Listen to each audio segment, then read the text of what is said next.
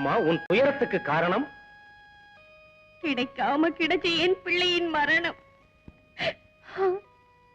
மன்னவா, அனாதையா வந்த அந்த பாவிக்கு நான் ஆதரவு கொடுத்த, அதுவே என் குழந்தைக்கு ஆபத்தா முடிஞ்சு போயிடுத்து.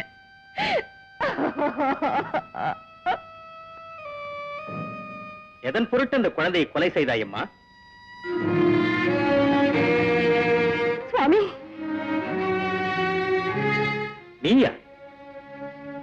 அன்றொரு முறை கூட என்னை இப்படி கூப்பிட்டு ஆச்சரியப்பட வைத்தாய். யாரம்மா நீ?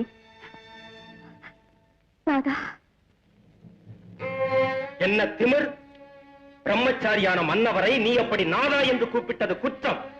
இந்த பிள்ளையை கொன்றது நீதானே என்று அவர்கள் சொல்கிறார்கள். அதற்கு நீ என்ன சொல்லுகிறாய்?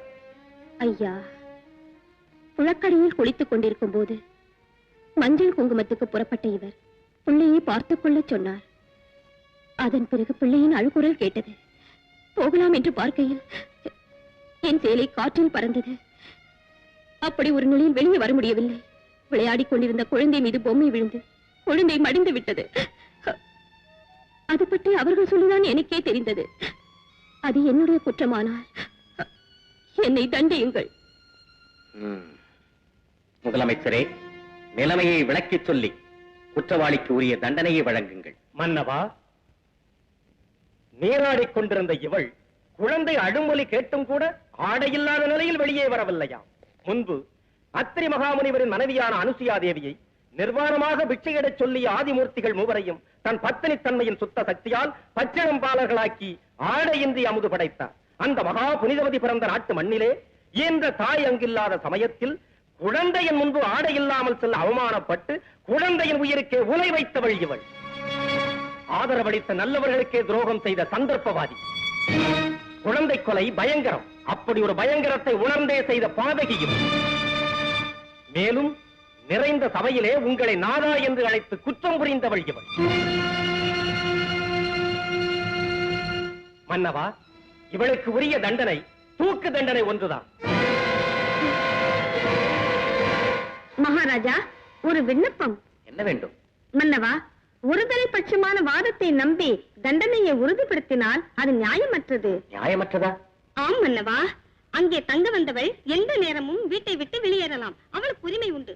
அப்படி தங்க வந்தவளிடம் குழந்தையை விட்டு சென்றது இந்த தாயின் குற்றம். ஸ்நானம் செய்கையில் காற்றிலே சேலை பறந்து சென்றது மற்றொரு தப்பு.